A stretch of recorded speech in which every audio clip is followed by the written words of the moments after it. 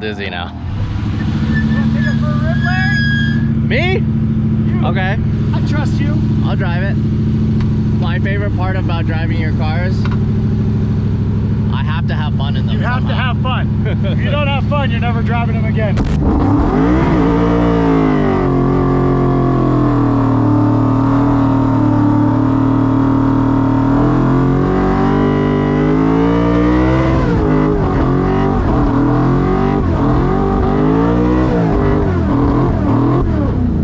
What's up, guys? Welcome to another episode of Hoonigan Autofocus.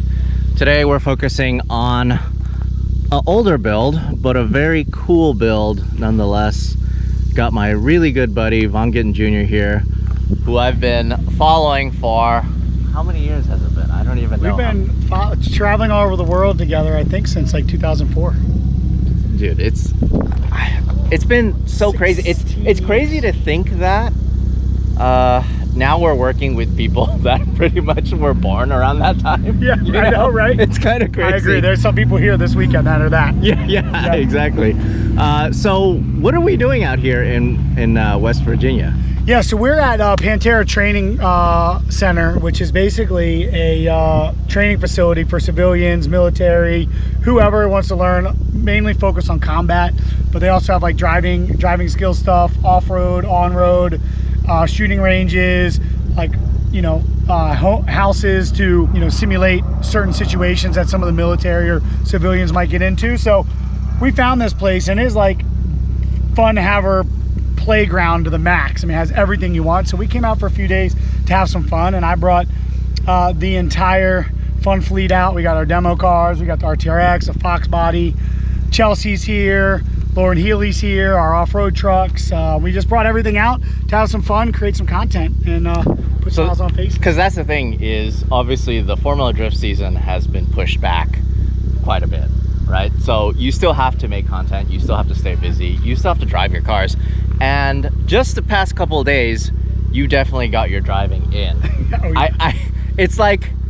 It's like endurance drifting is what you're doing. Like, you are putting in so much seat time. Oh yeah. On off-road, this, that. I literally just watched you do like 125, 130 mile per hour entry just now into that corner. Yep. Which, by the way, did you know there was a jump there? Well, I knew there was a bump there, but it gets to be a jump at like about $120. I just learned that, but it was fine. Sir, I don't think your car has enough aero to stay to the ground when you're going that fast. Yeah, no, it was ripping. It was fun. So rolling gears. This has been a lot of fun. We always love shooting with you. I said this to you last night. You're always one-upping yourself. I mean, like, I had a chance to drive backwards on the Nürburgring Nordschleife with one of your Mustang RTRs, and I needed to use the restroom, and I literally just stopped in the middle, and I just jumped over the fence. Yeah, I'm like, all right, I'm done with my bathroom break, let's keep going backwards on the Nürburgring. How many people get to drive the Nürburgring backwards? Probably none, and they're probably going to get a fine right now that you just said that on camera. I'm sorry. It was an accident. All of literally that. An accident. You had to go. Yeah. No, that was a surreal. I mean, you know, we were talking about the whole time we were there, like the Nürburgring just empty and just us. You know, that was epic. And likewise, man, we're grateful to have you as a part of this, and it's been fun. You know, you've been a huge part of all the things that we do, and you know, the content that we do. You know, I don't have to be here. I want to be here. Like, I enjoy this. I'm tired of not driving, and I just wanted to get the whole crew together and come out and have some fun. And obviously there's some work, you know, we're doing some productions, but a lot of the stuff we're capturing here is just ripping with our cars. And you know, you always do such a good job of making us look good. So, well, I appreciate that, and that's kind of my mantra. It's a life worth living. You know, I honestly feel alive. Like, my ears are ringing from yesterday's shoot, and you guys will see why soon. But it was totally worth it, and you know, like, those are just the days that I look forward to. But enough reminiscing. Let's talk about this, which actually we have to do. Be a reminiscing. Yeah, this is fun because this is an old enough build where it's become new again. Yeah, there's so many fans since you built this. I didn't even know about it, right? Yeah, since you built this, you've acquired so many more fans. They don't even know what this is. They've never seen this. Yeah. They think in a way it's almost a new build. So let's kind of go over this for your new fans. Sure. What's the story behind this? So this is the Ford Mustang RTR-X. It's a 1969 Mustang. Believe it or not, this is the big brother of the Unicorn. Big brother only because of the age. The Unicorn's kind of the younger brother that just showed up and is showing you up and everything. But you know, this car we built in 2011. This was a project at the time with the game group Need for Speed, and we wanted to build a vehicle that we could bring to life but also put in a game. And so I formed an amazing team, and we built this, and it was quite the build. It was my most substantial project to that point in 2011. You know, and this was effectively, I mean, you know, this was before RTR really had what it has now, the ability to do these things in-house. So this was really built, you know, out of my brain with people that I trusted. We worked with multiple teams to do it. Art Morrison I worked very closely with to get the chassis we wanted. Twins Turbos did the majority of the build, assembly, plumbing, wiring. And we worked with a group called Steen Chassis, which did a lot of the metal work. And then a couple really incredible metal fabricators. So I'll start with the outside of the car. Well, so first of all, our mutual friend Andy Blackmore also designed it, yes, right? So, and thank you. Was not going to forget you, Andy. I was going to get into design. So I worked very closely with Andy. I remember vividly going through and creating the inspiration boards of like what I wanted this to be. And there was inspirations from old like Can-Am era all the way to like super gnarly hot rods. And then also, you know, some Japanese vehicles that I love. And you know, GTRs, things like that. And so you look at this vehicle and you see a lot of those inspirations. But what we wanted to do was create this very timeless vehicle that was, you know, you look at it initially and you're like, dang, that's a 69 Mustang, you know, all old, you know, expected to be all old school. But then when you look at it and get into it, you see that it's got all the latest electronics, which I'll show you as we walk around. But so the funny thing is, I've been getting a lot of messages. I made a post about it and people are like, I've been playing this in a video game for so long, I didn't even realize it was based off of a real car. Yeah. You know what I mean? Yep. It's gone to that point where this is a 10-year-old build, but it's you've done such a good job with the build that it's really stood the test of time. Yeah, still can be relevant today. And that was the goal. And like, you know, we built it in 2011, and to be completely honest, like that's right around when everything for me got crazy. So like we brought it out, I did a couple shows with it, didn't do a ton of content because then like that was like the beginning of having access to cameras and affordable production crews and things. So it's honestly just kind of been a trailer queen, frankly, because when the car was finished, we had some issues that needed to be worked through it with the calibrations, the suspension, and it just wasn't a priority. So now it's been at the RTR lab. My team has got it all dialed to what it should have been originally, and now we've got it out ready to party. You know, and it's been amazing driving it and kind of being reunited with it myself. So hope you guys are as excited. But yeah, so, you know, starting with the design, you know, Andy and I work very closely, and this is kind of my standard process. You know, I am a creative and know what I want, but I need a good designer to help me get it out. And Andy and I collaborated very closely. And I mean, I remember hundreds of sketches we went back and forth on, and he's a super, super talented dude. And I've worked on him, actually worked with him a bit on the Unicorn, and also our designer, and obviously Ken's feedback, which, you know, if you guys don't know, Ken is super sharp as well when it comes to design. But yeah, so this entire car is metal. And why, you know, okay, Vaughn, all cars are metal. Well, usually when you do this type of body work, it's done in a fiberglass or composite. And the only things on this car that are composite are the flares and the front chin. And that was because those when we were building it, were considered consumable items. If I blow a tire off, something happens, we can change those out. The rest of the car is metal. So all of this is hand formed metal. This scoop, which is a brake duct, this whole rear tail section is all metal. And so for those of you that know anything about metal, like, this is a dying art. Like, this is, you know, this is 3 pieces that was welded onto the car, all smoothed in. And you can see, you know, the bumpers are all tucked. All the drip rails and everything have been removed from the car. We just wanted it as sleek as possible. And just that alone made such a difference in the look of the car. But to me, whenever I see it, I'm so proud of the team that did it. Mark DeLong was his name. And literally, it's just a dying art. Like, people don't do this to cars anymore. Like filling in lead, all the little holes. And all of it. Just, it's so crazy that no Bondo. Yeah, it's all metal, and like even all the seams. So this started out as a Dynacorn reproduction body, and you know, it's a good body, but you know, the gaps were not acceptable for us. So we literally added metal to make the gaps consistent all the way around the car. I mean, you know, you don't even see production cars with gaps, you know, gaps like this, especially this era of production car. So so that's the exterior. You know, but like for sure, the standout couple things just from a visual aspect as a photographer, definitely the no drip rails is such a big thing. Yeah. And it's something really small but hard to execute, and it's just so crazy. It's so nice and smooth and good looking, and really just from that. Usually there's trim here, so this was all built out.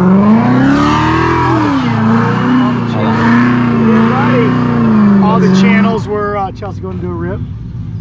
All the channels were removed, so all the windows are flush mounted. So again, just some really legit work. But also the work wheels, speaking of work. Yep. Oh my god. Yeah, Meisters, 11s in the back, 10s in the front. It's like sacrilege, but you guys did it such a good job. Japanese wheels on an American muscle car. Again, we wanted to mesh it. Like, for me, automotive culture is like not a stereotype. Like, you like this, you're not my friend. Like, that's something that I've had a problem with as I've gotten so ingrained with the culture. It's like, I'm a Ford guy, I'm a Chevy guy, I like imports, I like domestics. It's like, no, like, let's celebrate car culture. And so this was one of those things that, like, look, everything can be together, you know? Like, we have a love, and like the thing that we should be celebrating is our passion towards something. And so for me, like, I don't even look at it like that anymore. But you are right, like, I wanted some dope wheels, and you know, this was before we were making our own wheels. This was before, you know, we had a wheel partner that could make sick things. So this was like, you know, let's just pick this timeless epic wheel and mash it onto a Mustang. So for those of you guys who don't know, I bet there's a lot of people who follow you, they don't know what RTR stands for. That's interesting. Yeah, so RTR stands for Ready to Rock. And for me, it's something I've been saying since I was a teenager, but it's turned into more for me like a lifestyle. Like, and what it means to me is just being ready for anything. You know, you're ready for any challenges that come across, and that goes into our vehicles. So all the vehicles that we build, well, all of them have a model that's fully ready to rock, which means they're adjustable and adaptable to any challenge, right? Our Mustangs have adjustable suspension where you can go drifting, road racing, safe on the street. Same with the off-road trucks. You know, you want to drive them on the street, they're great. You want to go off-road and jump them, you can do that too, you know? And so to me, that's just a kind of my mantra, and it's turned into a brand of vehicles for me. And so this is the RTR, and then X is more of, you know, this is very experimental. So that's kind of how it came up with this name. It went from RTR Mustang to RTR vehicles, because now you're not just building Mustangs, you're building vehicles. You had Focus, right? Focus parts. Yep. And Fiesta parts. Yeah, so we don't have them. We built the one off Focus. That's doing Focus and Fiesta parts is still on the long list board for Europe, since we really don't have, well, we don't have the Fiesta here much, but or anymore. But we're gonna do that in the future. But we're doing Mustangs, F-150s, Rangers, and then soon to come, obviously, Bronco. Right. So that's our biggest focus right this moment. So one of the earliest shoots I did with the RTR vehicle brand was, I think it was version 1 Mustang. Yep. And I took it very ambitiously, by the way, to Times Square. Yep. And I'm just like, you know, back then I'm like, oh, whatever, yeah, Times Square, let's just go shoot. Yeah, let's just go shoot. You know, so I had my buddy drive back and forth nonstop through Times Square with this Mustang, and I'm like, oh, cool. You know, just taking pictures. Now I feel like I'm maybe a little worried to do that, you know, but back then it was just kind of cool. And you did it, and it was awesome, and we used all those photos for all our promo.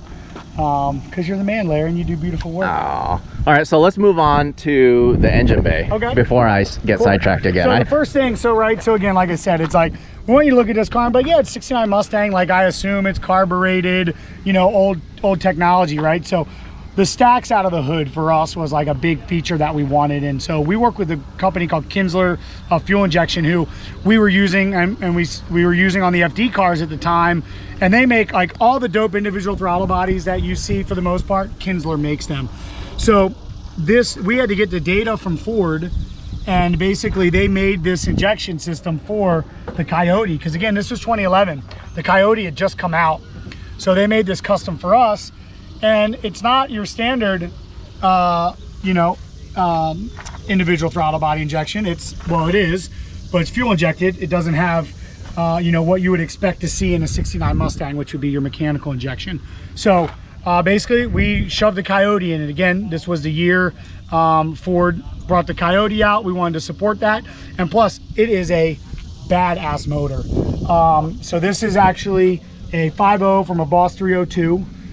So this is the one that has the upgraded internals and things to handle the Boss 302, and we wanted that. You know, it makes about 450 horsepower, and it screams. The individual throttle bodies are amazing when they're at full song and just wide open screaming. Obviously we've got an oil cooler here in the front. Pretty large radiator for me, given the space and the factory size. It's not huge compared to like what you would see in a normal race car, but it's big for a 69 Mustang. Well, was all of this custom carbon? Yeah. So the grill, so this is effectively like, this is where the RTR, so if you see all of our grills, they all have a pill pattern. And this is where the pill pattern started, was with the RTRX. So the Unicorn has the pill pattern. All of our grills with integrated lightings for all of our Mustangs have that pill pattern, and it was just something unique. You know, everything is honeycomb or circles, and we just wanted to do something a bit unique. For those of you guys, a lot of people are gonna be like, oh, you don't run air filters? So you guys actually have custom air filters for this to make it look clean still? Yeah, so K&N made us some air filters, and I'll show you one if you want to insert a shot. But basically, to get because of its individual throttle body, that area is your area you get. So anything that you put in it, you lose flow. So because we're on the track and we're not driving on the street, we pop the air filters out to get max flow, especially for this demanding track here. But when I'm driving on the street, I always run the air filters. It's probably dumb to not run them out here, but because there's no one else on the track, you know, the only thing that would be an issue is like if I went off and dirt got in. So I feel pretty comfortable with it. It's a calculated risk. But yeah, it sounds amazing with them out, and it makes more power. So let's check out the interior. I'm gonna go on this side.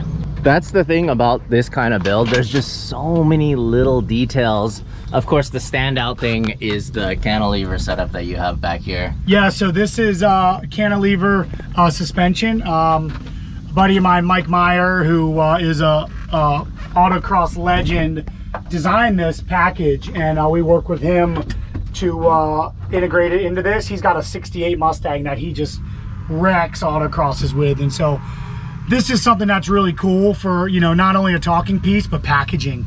It allowed us to do whatever we want with the ride height, not to worry about where the shocks go and things like that. So push rod, you know, cantilever, rocker arm style rear suspension. You can see everything in here, you know, everything has Zeus fasteners, and, you know, pop this off and you can easily get to all the rear suspension geometry and all that for adjustments. Obviously the car's got a cage in it, very sleek cage, you know, very tight. Again, wanted this to be able to be a street car, and I'm not a big fan of street cars with roll cages, but this was one that we got up tight enough that worked out. You know, the door bars are a bit lower than you would normally see, but You know, it's as much for safety as it is, you know, aesthetics and having a cage in this thing, you know.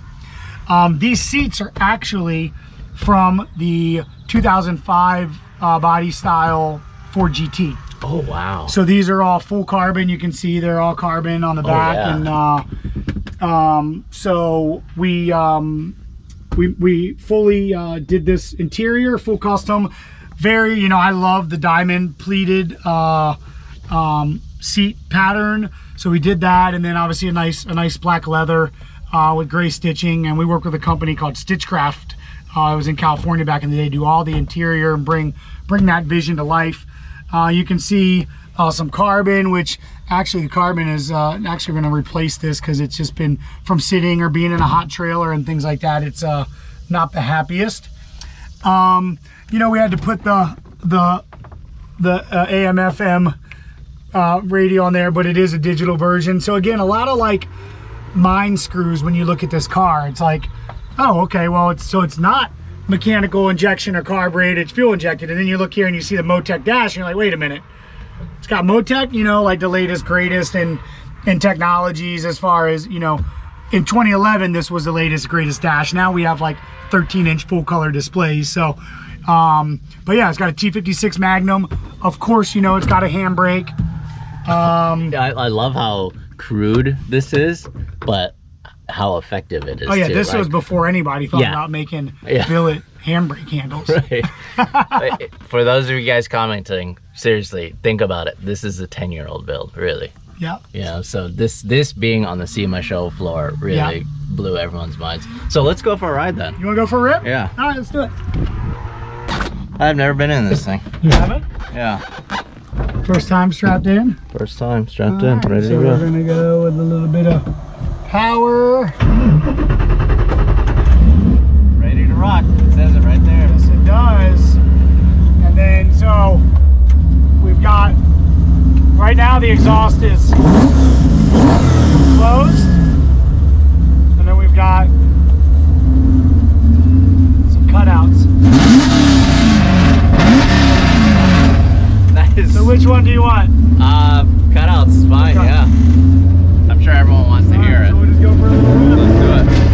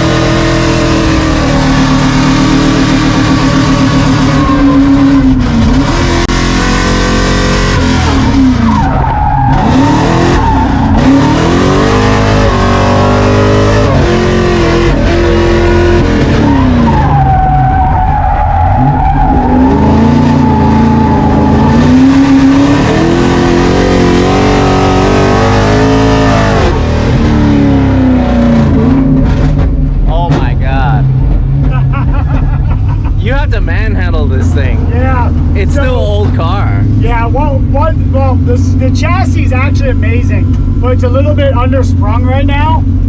The front rates are a little bit soft, so like it's a little rolly on turn in. So yeah, it does need a little bit of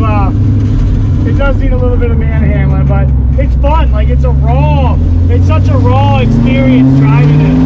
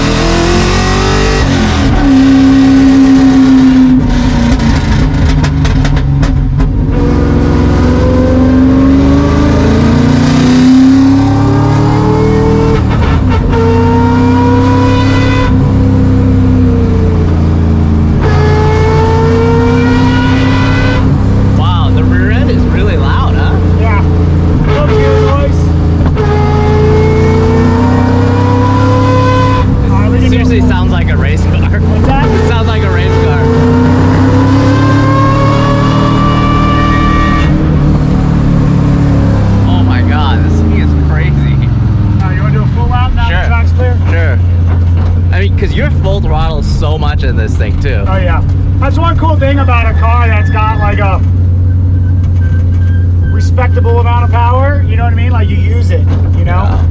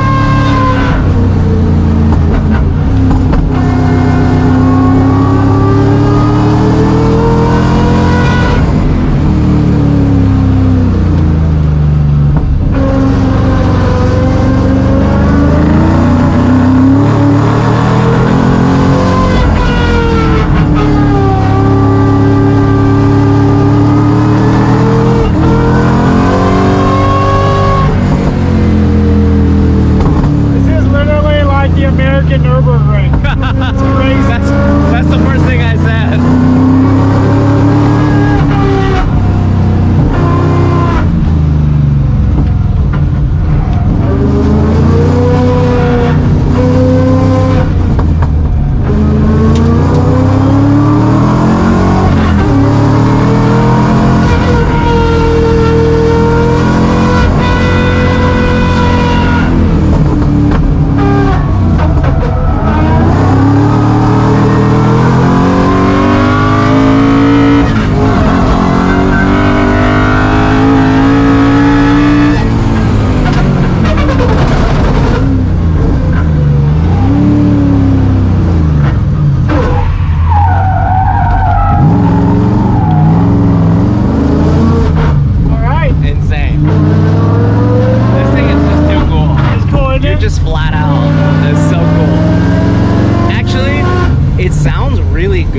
With the cutouts closed, it does. It's like really refined and crisp sounding. I agree. Yeah, that's what I always go for with our exhaust is like getting a nice, just crisp exhaust. The cutout's a little excessive.